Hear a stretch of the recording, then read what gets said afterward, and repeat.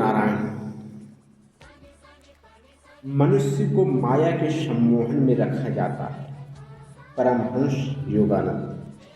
यह माया का संसार है और मनुष्य को यहाँ माया के सम्मोहन में रखा जाता है। हमारे मन ने हमें यह जता दिया है कि हम कई सीमाओं में बंधे हुए। कोई कहता है काफी पिए बिना मेरा काम नहीं चल सकता। दूसरा कहता है मांस मछली खाए बगैर मेरा काम नहीं चल सकता आदि। यह विक्षिप्त जगत है। मैं इस विक्षिप्तता को आर पार देखता हूँ, परंतु मैं नियमों का पालन करता हूँ जहाँ तक मुझे करना हो, और फिर कहता हूँ छोड़ो इन नियमों को। मन को राज करना चाहिए और यह सफल होता है। कभी मृत्यु का अस्तित्व इतना वास्तविक लगता था, जीवन इतना वास्तविक लगता था, परंतु अब इन दोनों का ही अस्तित्व मेरे लिए समाप्त हो चुका है। मैं तो कभी जन्मा ही नहीं था।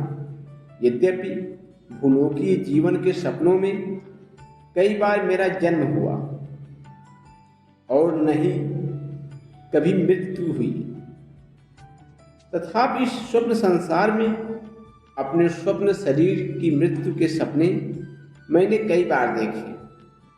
इस एक ही जन्म में मैं सोकर स्वप्न देख सकता हूँ कि इंग्लैंड में मैं शक्तिशाली राजा के रूप में जन्मा हूँ, फिर मैं मरता हूँ और एक भक्त बनकर जन्म लेता हूँ, फिर से मैं मरता हूँ और एक सफल वकील का जन्म लेता हूँ, और फिर से मरकर योगानंद बनकर जन्म लेता हूँ।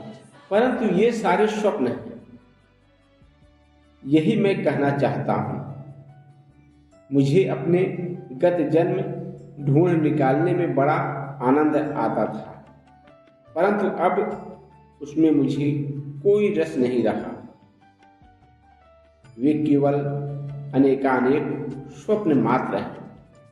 जब मुझे इसका ज्ञान हुआ कि सब कुछ तत्व रूप में मन ही है और ईश्वर का विचार मात्र ही इन सब चीजों को उत्पन्न करता है, इन सब स्वप्नों की रचना करता है, तो मेरे लिए यह सब का अर्थ ही बदल गया।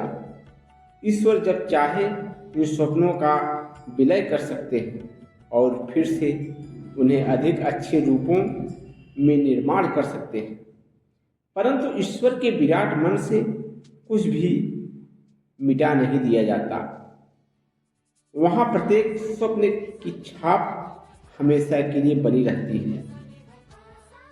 माया इतनी बलवान होती है कि जब आपकी आवश्यकताएं सामने मुंह फाड़े खड़ी होती हैं और उन्हें पूरी करने के लिए पर्याप्त धन आपके पास नहीं होता, तो यह विश्वास करना अत्यंत विकट होता है कि यह केवल माया है या भ्रम है।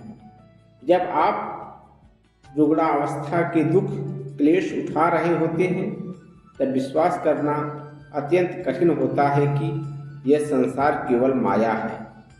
परंतु जब आप अपना मन नित्य भगवान में लगाकर रखते हैं, तब आपको यह साक्षात्कार हो जाएगा कि यह संसार भगवान का स्वप्न मात्र है।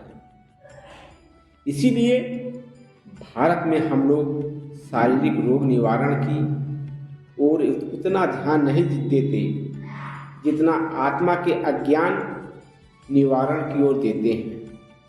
आत्मा को अज्ञान रोग से मुक्त करना, अर्थात आत्मा को ढांक कर रखने वाले अज्ञान को दूर करना ही सबसे बड़ा रोग निवारण है, क्योंकि वही केवल स्थायी होता है।